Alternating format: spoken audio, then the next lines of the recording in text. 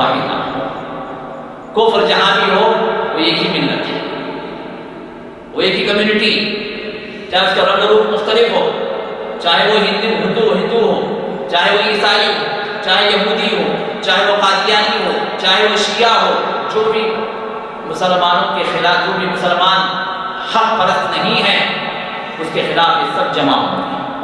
رسول اللہ صلی اللہ علیہ وسلم پہلے پیشن گوئی فرمائی۔ تو آج ان مسیریوں کا، جو اہل سنہ کے خلاف، جو سنیوں کے خلاف جو یہ لوگ اٹھے، جبکہ ہے یہ مٹھی پر، یہ زیادہ نہیں۔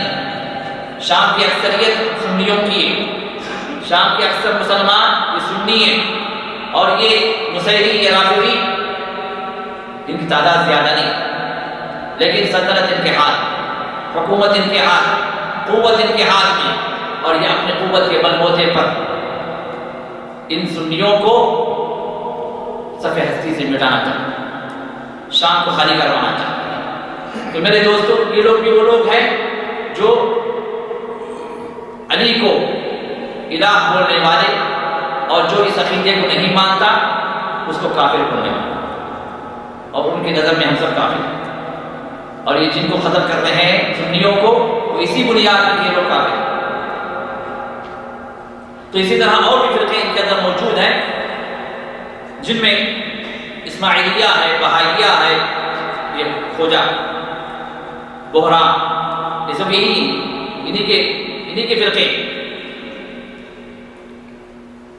غرابیہ میں فرقہ، اور ان کا عقیدہ کیا ہے کہ جبرائیل علیہ السلام کو اللہ نے حکم دیا کہ وحی کو لے کر جاؤ اور علی کو نبی بناؤ، رسول علی بنے، لیکن چونکہ علی کی مشابہت محمد رسول اللہ سے تھی تو جبریل کو سمجھ میں نہیں آیا،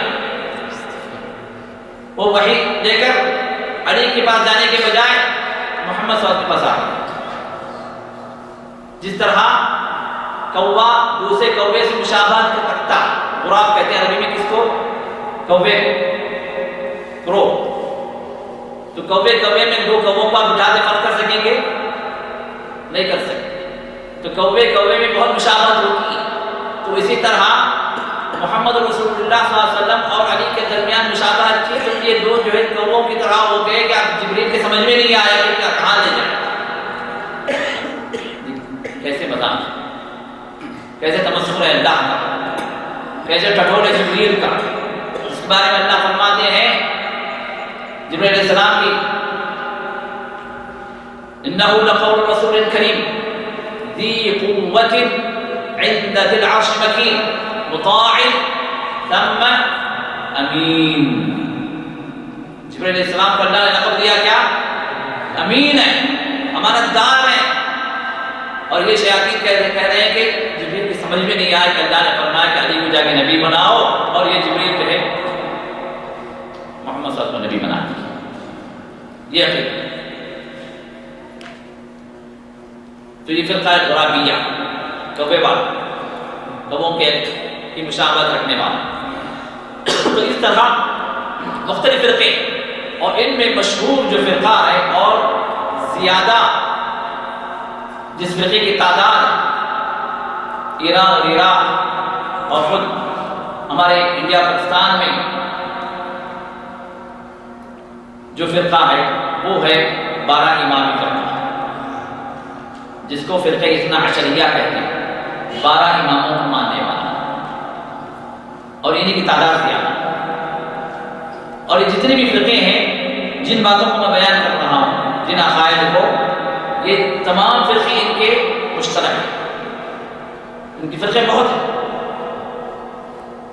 لیکن جو عقائد ابھی آپ کو میں بتلا رہا ہوں، یہ 12 امامی فرقے کے عقائد ہیں، لیکن ان عقائد میں بنیادی طور پہ سب مشترک ہیں، کسی بات کے اندر کسی کا اختلاف ہوتا ہے، ورنہ بیسیکلی یہ سب ایک دوسرے کے ساتھ ملے ہوئے ان عقائد کو ماننے والے۔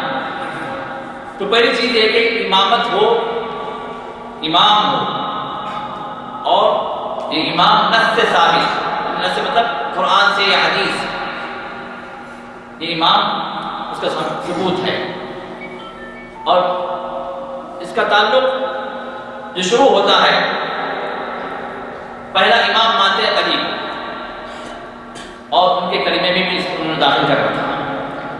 ان کا کلمہ جو ہے لا الہ الا اللہ محمد رسول اللہ سے ختم نہیں ہوتا۔ آگے جب بڑھاتے ہیں علی وصی اللہ، علی جو ہے یہ اللہ کے وصی ہیں، اللہ کی طرف سے نامزد ہیں، تو یہیں سے کلمہ مختلف ہو گئے۔ محمد رسول اللہ تک کا کلمہ رکتا نہیں۔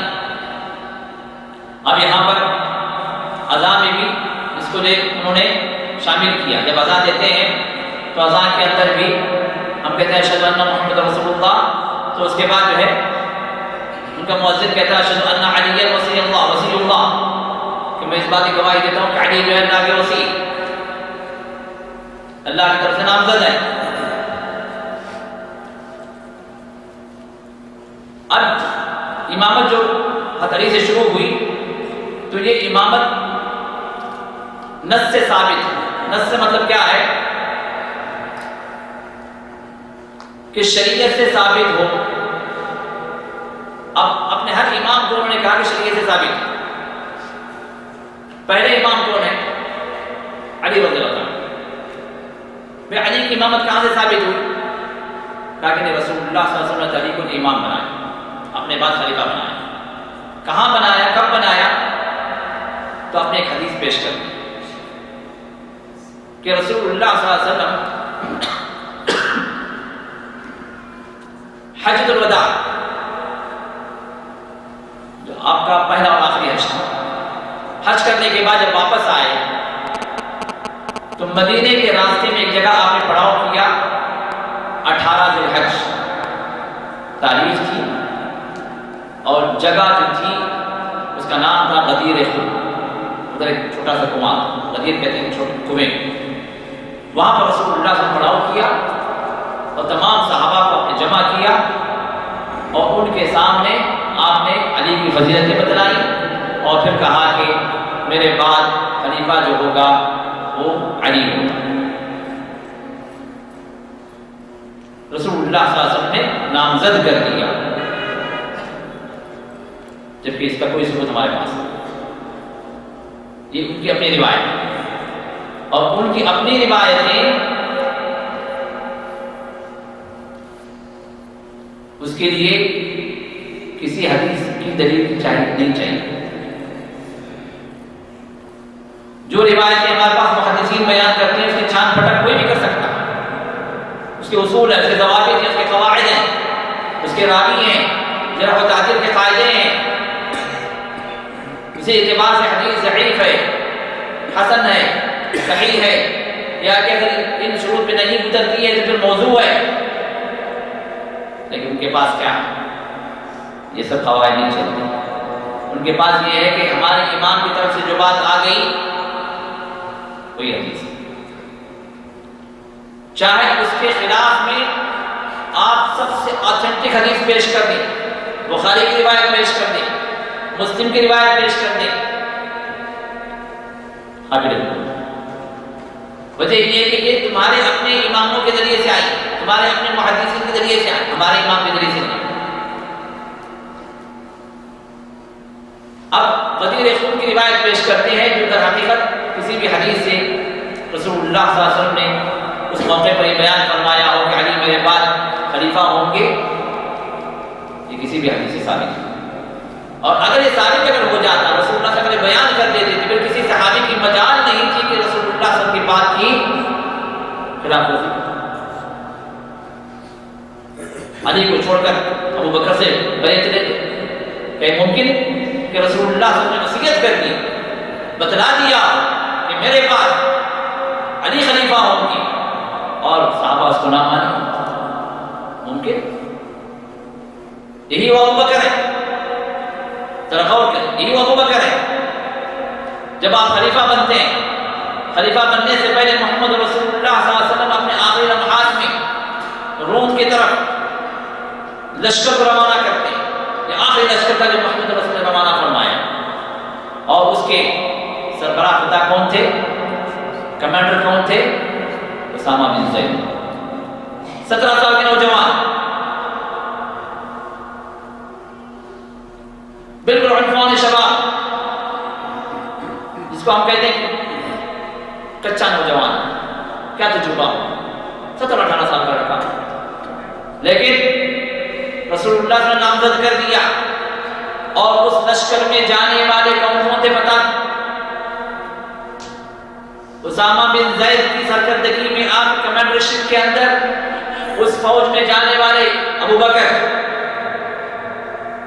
عمر، عثمان، بڑے بڑے کبار صحابہ ان کے اندر،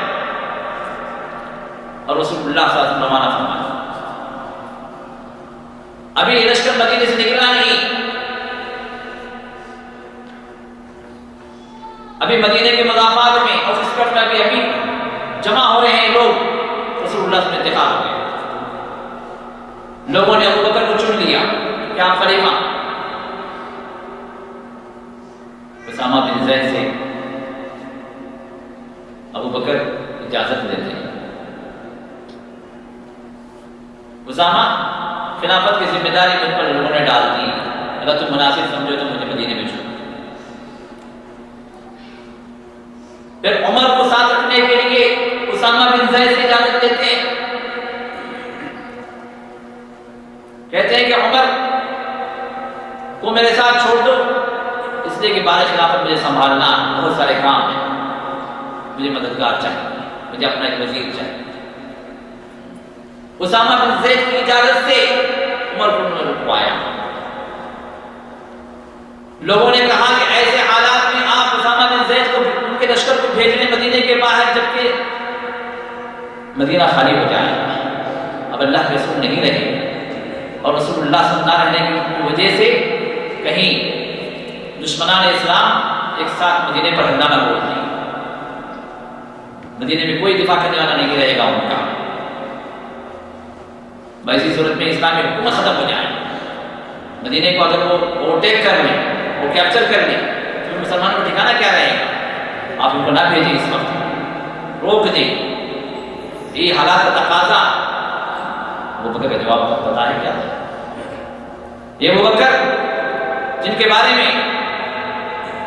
بارے میں خود صحابہ کہتے ہیں، خود علی کہتے ہیں کہ ابو بکر اعلمنا وافقهنا، کہ ابو بکر ہم میں سب سے زیادہ علم والے، سب سے زیادہ فقہ والے، سمجھ والے تھے، دین کی سمجھ ان کو اللہ نے زیادہ عطا کی تھی، اسی وجہ سے ہم نے ان کو اپنا امام بنایا۔ تو ابو بکر رضی اللہ تعالیٰ عنہ فرماتے ہیں، جب لوگوں نے مشورہ دیا کہ اسامہ بن زید کے لشکر کو روک دو، ابھی نہ بھیجو، آپ نے فرمایا کہ اللہ کی قسم، رسول اللہ صلی اللہ علیہ وسلم نے اس کو نافذ کیا، اس کو روانہ کرنے کا فیصلہ کر دیا، میں اس کو روک نہیں سکتا، چاہے ہمارے لاشوں کو کتے اور چیل کھائیں، لیکن میں اس لشکر کو روکنے کے لیے ایک قدم بھی آگے نہیں بڑھ سکتا۔ لوگوں نے کہا کہ ٹھیک ہے، کم از کم یہ 17-18 سال کے نوجوان ہو تو آپ کمانڈر نہ بنائیں، ایک تجربہ کار انسان کو بھیجیں۔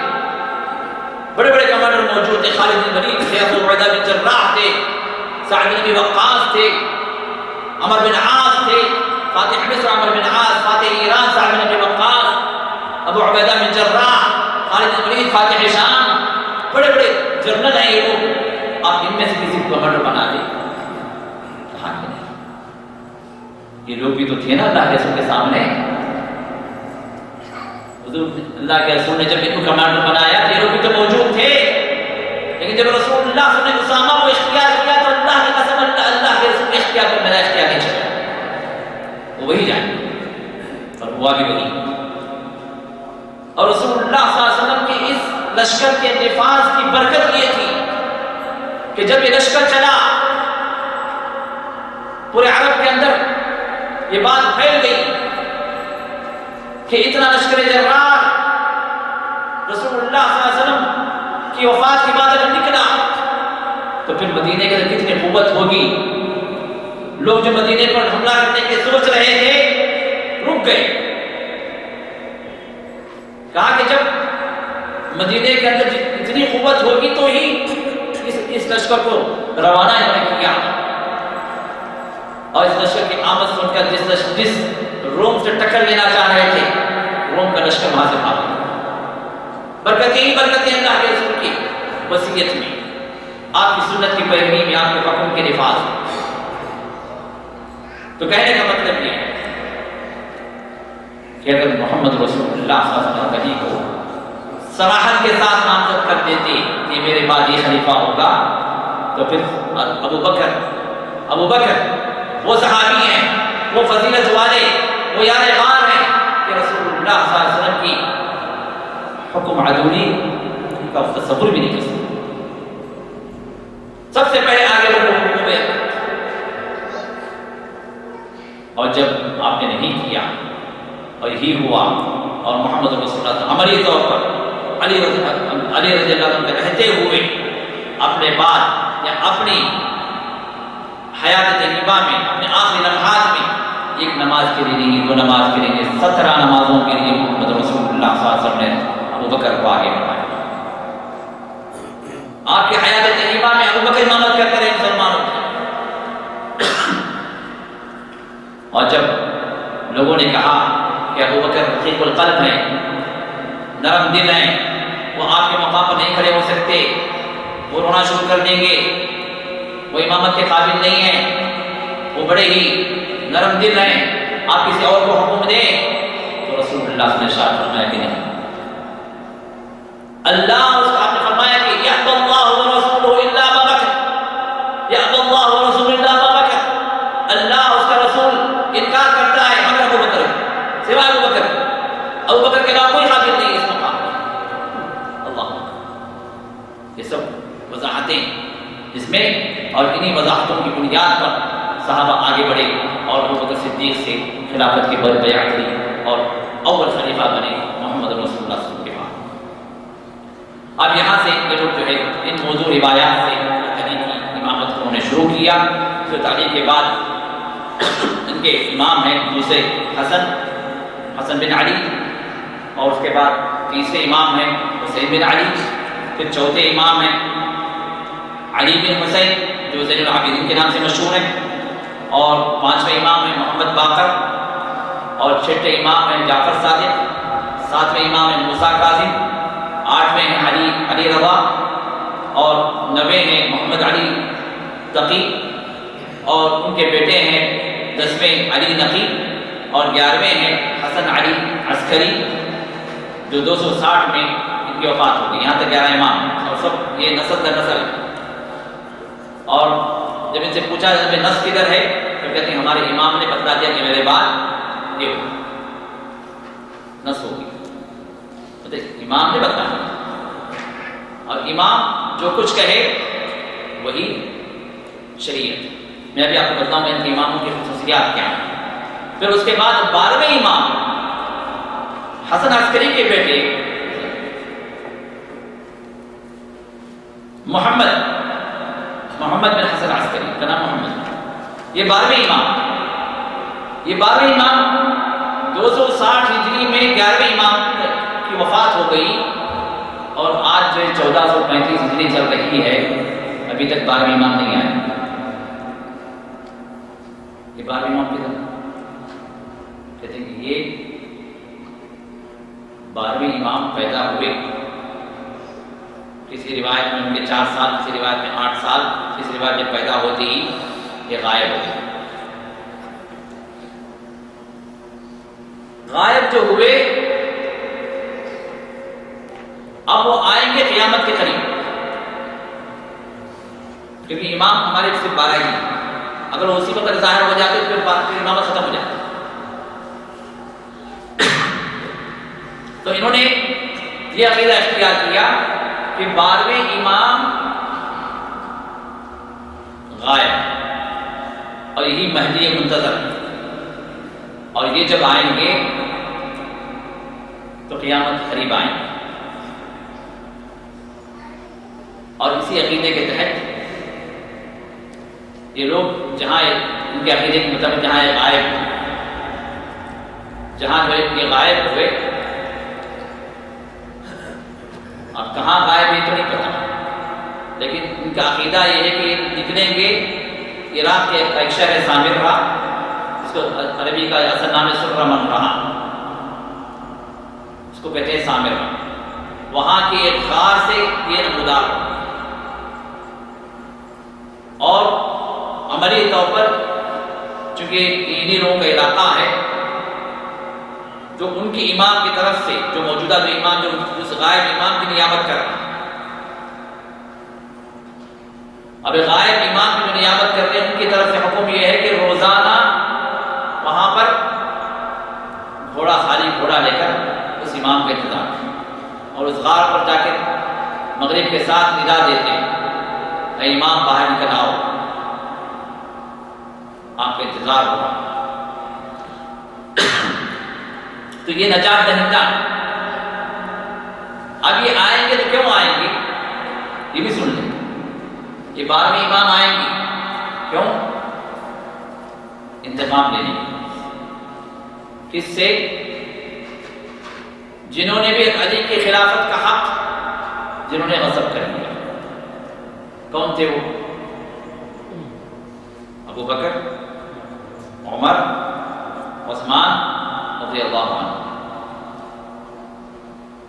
یہ پہلے نمبر، اور ان کے ساتھ جو صحابہ جنہوں نے ساتھ دی، ان سب سے انتقام لیں گے۔ کیا انتقام لیں گے؟ اسے کہتے ہیں رجعہ جو ہے ان کی رجعت، یعنی واپس امام آئیں گے اور ان کی روحوں کو واپس کریں گے۔ ابو بکر کو، عمر کو، عثمان کو، دوسرے اور صحابہ کو قبروں سے اٹھائیں گے۔ اٹھانے کے بعد چونکہ انہوں نے علی کی خلافت کو غصب کیا تو اس وجہ سے ان کو پھر سے پھانسی دیں گے۔ یہ ان کے امام کا کام ہے، جو 12ویں جو امام جو غائب ہے اور پیدا ہوتے جو غائب ہو گئے، کیسے غائب ہوئے یہ نہیں معلوم، ان کو خود بھی نہیں معلوم۔ لیکن ایک اور دلچسپ بات یہ ہے کہ چونکہ ان کے عقائد میں سے یہ بھی ہے کہ آگے میں بتاؤں گا کہ عقائد میں سے یہ بھی ہے کہ ہمارے قرآن کو نہیں مانتے ہوئے تو ان کے پاس مصحف فاطمہ ایک الگ مصحف، اور مصحف کی خصوصیات کیا ہے میں بتاؤں گا۔ یہ قرآن الگ ہے ان کے پاس، لیکن وہ قرآن ان کے پاس نہیں۔ اگر ان سے پوچھا ہے کہ قرآن کدھر ہے آپ کا، تو قرآن ہمارے امام کے پاس۔ امام کہاں ہے؟ غائب ہو گئے۔ اب غائب جو ہوئے تو سب قرآن بھی غائب ہو گیا۔ کیسے غائب ہوا؟ غائب ہوتے ہوتے جو غار میں اس قرآن کو بھی کھینچ کے دے گئے۔ اب نہ ایمان ان کے پاس نہ قرآن۔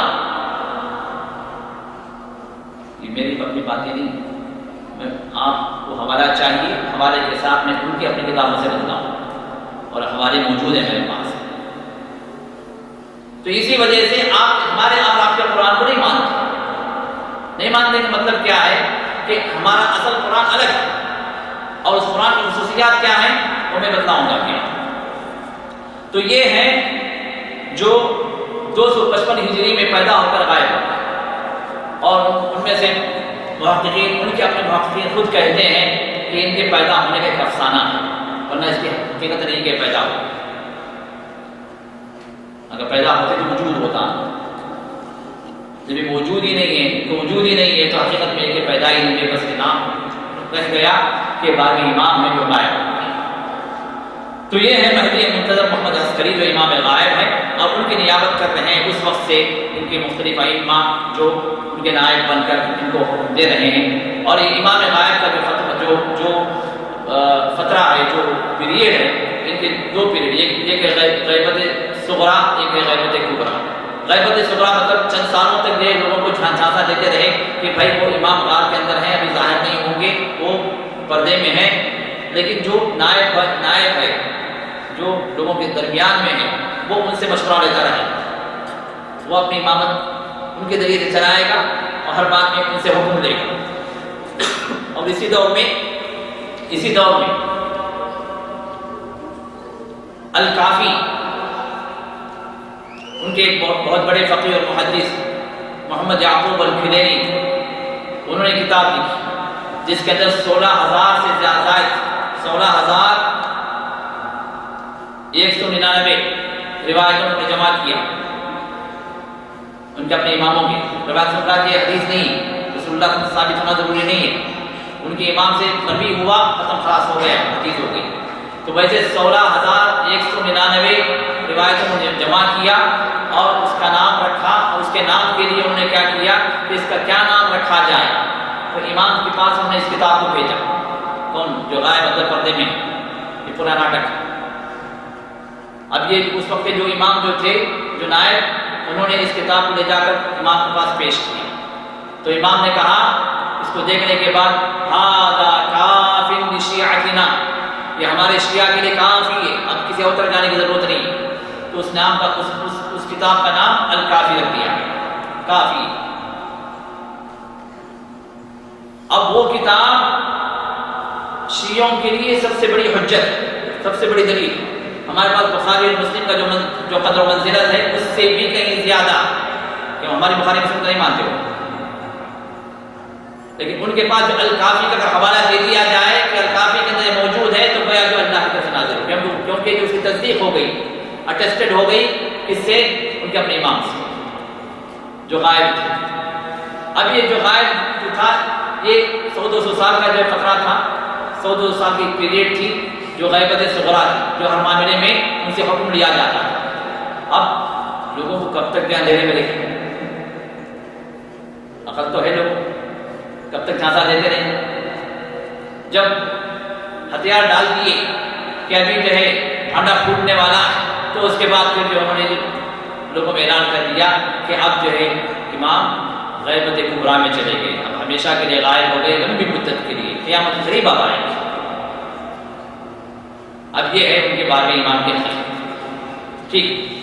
اب یہ امام جو ان کی خصوصیات کیا، ذرا سنیں آپ اور تصور کریں کہ اس طرح کا کوئی انسان کے اس دنیا میں ہو سکتا ہے۔ یہ 10 خصوصیات۔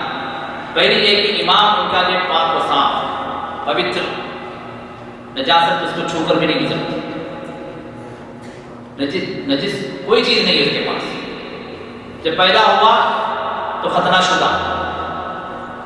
نمبر 2، ان کی امام ماؤں کے رحم میں رہ کر، ہر انسان جہاں سے نکلتا ہے وہاں سے نہیں نکلتا، وہ لوگ جو ماں کے پہلو میں ہوتے ہیں، رحم میں نہیں کہ وہاں پر نجاست ہوگا، پہلو میں ہوتے ہیں اور ران سے نکلتے ہیں۔ کچھ باتیں ہنسنے کی بھی ہوگی، لیکن یہ ان کی اپنی کتاب، یہ اصول کافی کی، یہ اصول کافی کی کے اندر یہ خصوصیات ہیں، صفحہ نمبر 246۔ تیسری خصوصیت، امام کی آنکھیں سوتی ہیں لیکن حقیقت میں نہیں سوتی، دل جاگتا ہے، یہ اللہ کی خصوصیت ہے۔ رسول اللہ نے ارشاد فرمایا کہ اللہ کی وحی نازل ہوتی ہے نیند کی حالت میں بھی، تو آپ نے فرمایا کہ تنام عینایا ولا ینام قلبی، میری آنکھیں سوتی ہیں، میرا دل نہیں سوتا۔ اور نے کہا کہ ہمارے امام کی خصوصیت ہے۔ ولا تتاؤ، کبھی جماعی نہیں آتی۔ ابھی یہ سب آگے جو صفات ہیں جنتیوں کی، جنت میں کسی کو جماعی نہیں آئی، ہمارے امام کو جماعی نہیں آئی۔ نمبر 5، ہر بچہ روتے ہوئے پیدا ہوتا ہے اور ہمارا امام جب جنم لیتا ہے کلمہ شہادت کے ساتھ، کلمہ پڑھتے ہوئے آتا ہے۔ نمبر 6، کبھی بھی اس پر غسل واجب نہیں ہوتا،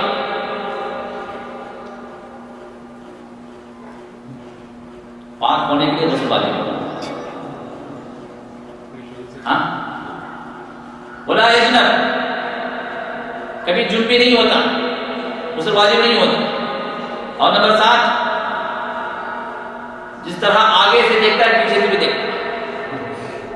یہ رسول اللہ کی خصوصیت ہے نماز کی حالت، ہمیشہ نہیں، نماز کی حالت میں امتیوں کی نماز کو سدھارنے کے لیے رسول اللہ صلی اللہ علیہ وسلم کو اللہ نے معجزہ دیا تھا کہ نماز کی حالت میں آپ پیچھے صفوں میں دیکھیں، امتی صف میں کیسے کھڑے ہوتے ہیں، ہاتھ کہاں باندھتے ہیں، رکوع کیسے کرتے ہیں، سجدہ کیسے کرتے ہیں۔